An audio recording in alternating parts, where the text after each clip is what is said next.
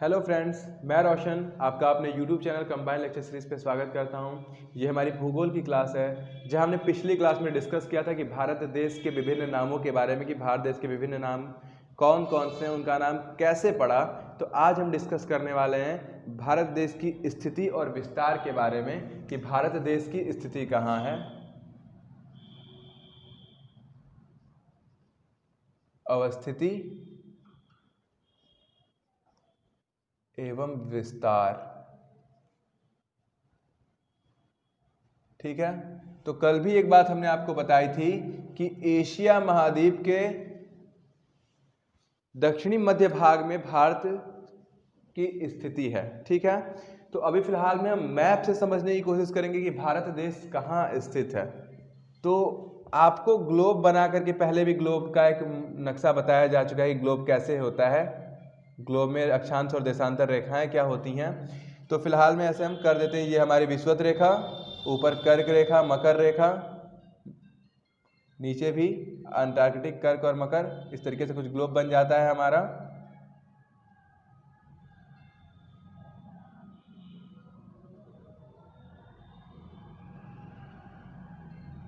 Globe बनाना बहुत ही easy है, अगर ध्यान से बनाया जाए तो आसानी से बन जाएगा। फिलहाल हमें ग्लोब से मतलब नहीं है।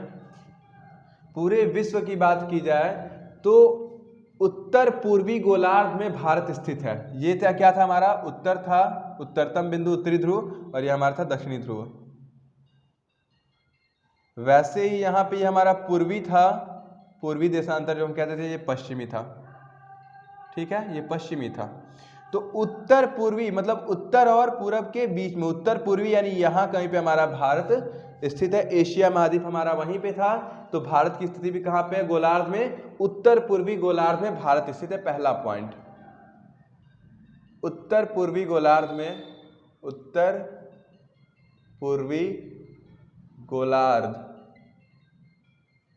में भारत स्थित है। गोलार्ध का मतलब ग्लोब से बात की जा रही है, उत्तर पूर्वी गोलार्ध में भारत स्थित है। तो चलिए भारत की मैपिंग थोड़ी सी कर लिया कि मैप के हिसाब से भारत में क्या क्या चीज़ें हैं, कहाँ पे हैं।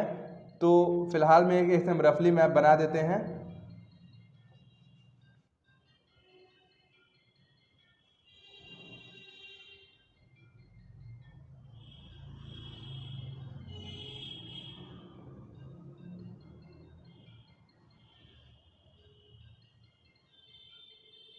ठीक है, तो कुछ इस तरीके से भारत की मैपिंग है। हूबहू नहीं बनाया गया है क्योंकि वक्त लग जाएगा, तो क्लास को हमें समझना है। तो कुछ इस प्रकार से भारत की मैपिंग है। भारत एक चतुष्कोणीय देश है। भारत एक चतुष्कोणीय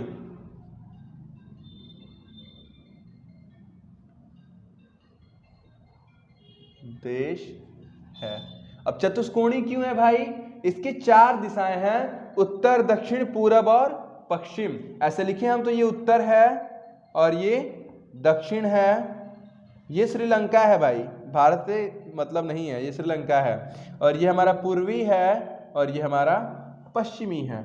तो चारों कोणों में ये थोड़ा थोड़ा उभरा हुआ है, इधर भी थोड़ा निकला, इधर भी निकला, उधर भी निकला और इधर भी निकला है। इस वजह से इसे चतुष्कोणीय देश कहते हैं, और ये विविधताओं का देश है।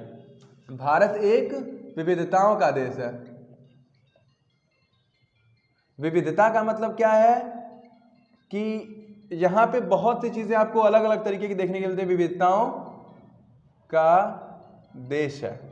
जैसे बाकी देशों में आप चले जाइए तो वहाँ पे सिर्फ एक भाषा आपको मिलती है, एक या दो भाषाएं मिलती हैं, लेकिन भारत में हर राज्य में भाषाएं बदल जाती हैं, पहनावा ओढ़ावा बदल जाता है। पंजाबियों का पहनावा अलग है, वैसे ही हमारे राजस्थानियों मारवाड़ियों का पहनावा अलग है, बंगालियों का अलग है, भोजन बदल जाता है, तरीका बदल जाता है, बातचीत बदल जाती है। इसलिए यहाँ पे बहुत प्रकार की विविधताएं भी देखने के लिए मिलती हैं। इसलिए कहा जाता है कि भारत एक विविधताओं का देश है। इस देश के उत्तर में हिमालय पर्वत हैं। देश के उत्तर में हिमालय पर्वत है। उत्तर मतलब इधर हमारा कहाँ है, क्या है, हिमालय। ठीक है, उत्तर दिशा में हिमालय पर्वत फैला हुआ है। हिमालय का नाम लगभग लगभग सबने ही सुना होगा। और अगर हम आते हैं तो देश के मध्य में विशाल नदियां हैं, मध्य में विशाल नदियां, मध्य का मतलब ये सारा पोर्शन नदियां भरी हुई हैं, नदियां ही नदियां, बीचों बीच चारों तरफ से नदियां हैं, विशाल नदियों का समागम है, नदियों का समागम है। ठीक है। और अगर भारत के बारे में कुछ खास बातें कही जाए तो कहा जाता है कि उत्तर पूर्वी और दक्षिणी भाग में पहाड़ियां हैं, उत्तर पूर्वी और दक्षिणी भाग में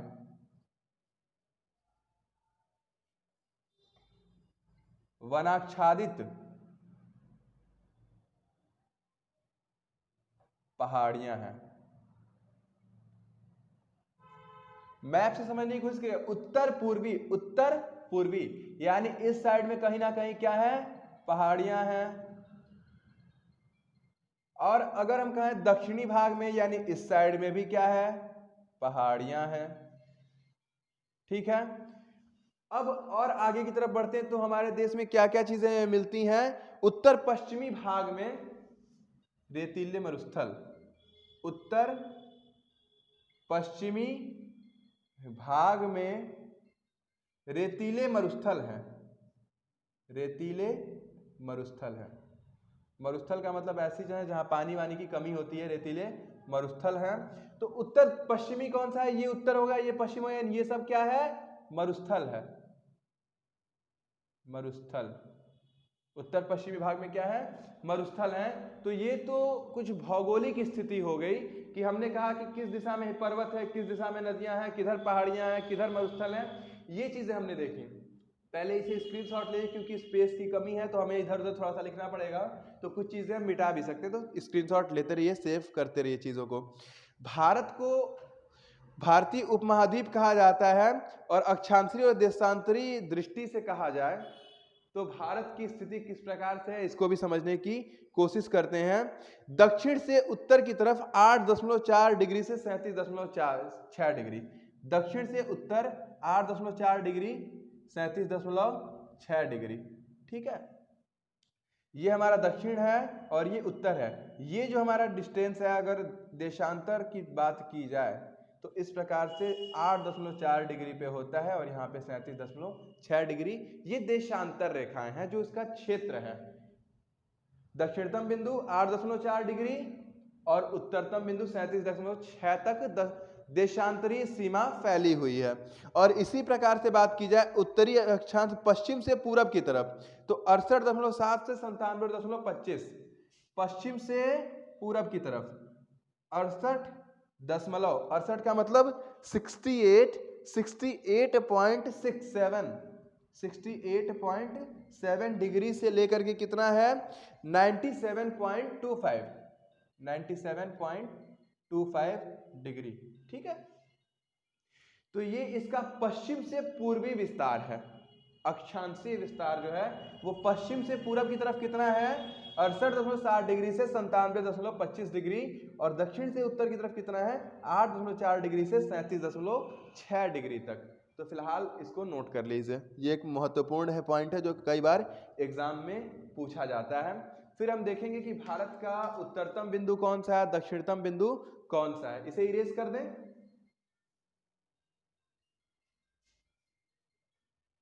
इरेज कर दे रहे हैं, स्क्रीनशॉट ले लीजिएगा। अगर कोई भी चीज नहीं समझ में आती है तो आप 2 बार 4 बार कई बार पूछ सकते हैं, कोई इसमें प्रॉब्लम नहीं है। तो अब ये तो था कि भारत के उत्तर में क्या है, दक्षिण में क्या है। उत्तरतम और दक्षिणतम की बात की जाए बिंदु की, तो देश की चतुर्दिक अंतिम सीमा बिंदु,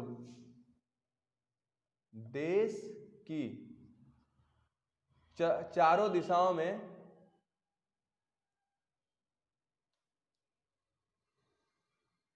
अंतिम सीमा बिंदु,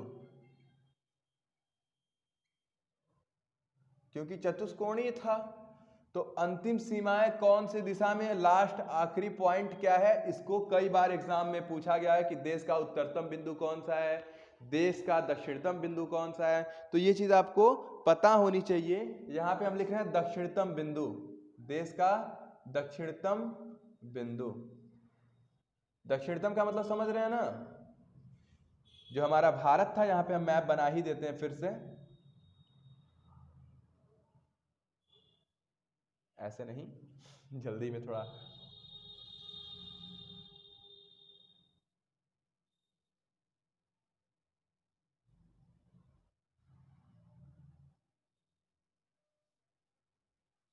मान लीजिए इस तरीके से हमारा भारत देश है, तो इसका दक्षिणतम यानी ये वाले छोर पे क्या स्थित है? कई बार पूछा जाता है एग्जाम में कि भारत के दक्षिणतम बिंदु में क्या है? इंदिरा पॉइंट। यहां पे हम लिख दें इंदिरा पॉइंट।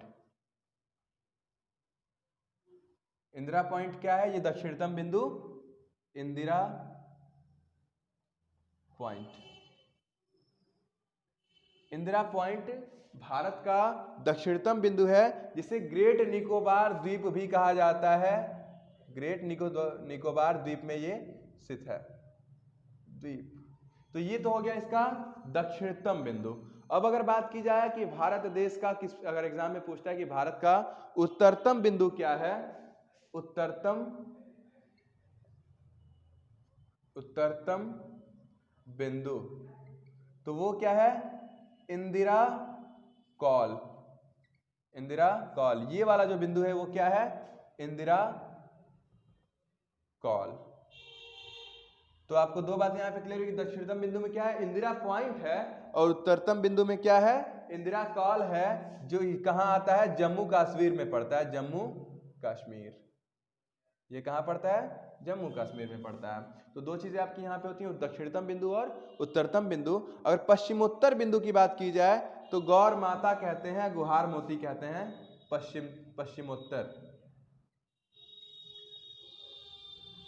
पश्चिमोत्तर बिंदु की बात की जाए तो या तो कह लीजिए गौर माता, या गुहार बिंदु भी कहा जाता है, गुहार मोती कहा जाता है, गुहार मोती। ये कई बार एग्जाम में आए हुए हैं, ये मोस्ट इंपॉर्टेंट पॉइंट है, याद रखिएगा। गुहार मोती कहाँ स्थित है?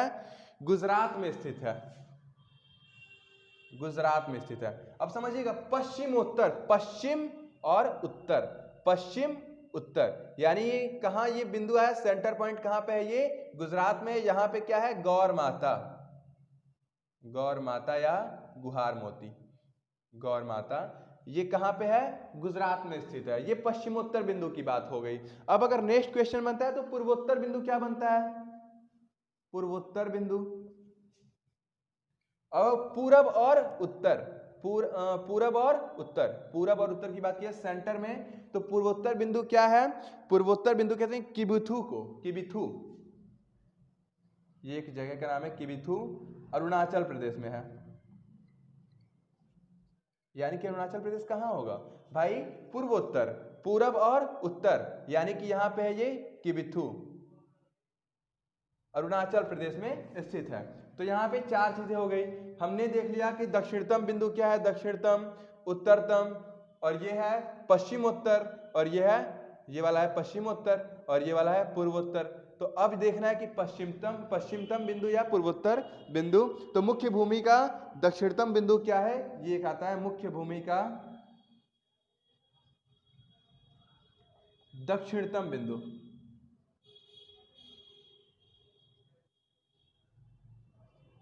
मुख्य भूमि का दक्षिणतम बिंदु क्या है? कई बार एग्जाम में 100 बार पूछा होगा। तो इसे हम कहते हैं कन्याकुमारी, 8.4 डिग्री उत्तरी अक्षांश, कन्याकुमारी। कन्याकुमारी ये कहाँ है? तमिलनाडु में है। ठीक है, मुख्य भूमि का दक्षिणतम बिंदु, ये भी था दक्षिणतम बिंदु और ये भी है दक्षिणतम बिंदु। फर्क क्या है कि ये ऐसी जगह पे है जो महाद्वीप में पड़ता है, यानी द्वीप में पड़ रहा है। द्वीप का मतलब है कि ये अलग पोर्शन हो गया, भारत में चिपका हुआ नहीं है। और जो ये मुख्य भूमि है, यानी ये इससे सटा हुआ जो दक्षिणतम बिंदु है, वो कौन सा है? कन्याकुमारी। तो अगर कई बार एग्जाम में ये पूछा गया है कि देश के दक्षिणतम बिंदु कौन सा है? इंदिरा पॉइंट है। उत्तरतम बिंदु कौन सा है? इंदिरा कॉल है। पश्चिमोत्तर बिंदु गौर माता या गुहार मोती। पूर्वोत्तर बिंदु किबिथु, और मुख्य भूमि का दक्षिणतम बिंदु कन्याकुमारी। समझ में आ रही है बातें? अगर आपको मैप याद है तो ये चीजें याद करने में आसानी हो, तो कोशिश करिए कि अगर आप ज्योग्राफी पढ़ रहे हैं तो मैपिंग आपको आती हो। मैपिंग में आपको मार्क्स भी बहुत ज्यादा दिलाती है। अगर इसमें कोई भी डाउट्स रह जाता है तो आप कमेंट करके पूछ सकते हैं। मिलते हैं नेक्स्ट टॉपिक के साथ नेक्स्ट क्लास में। धन्यवाद।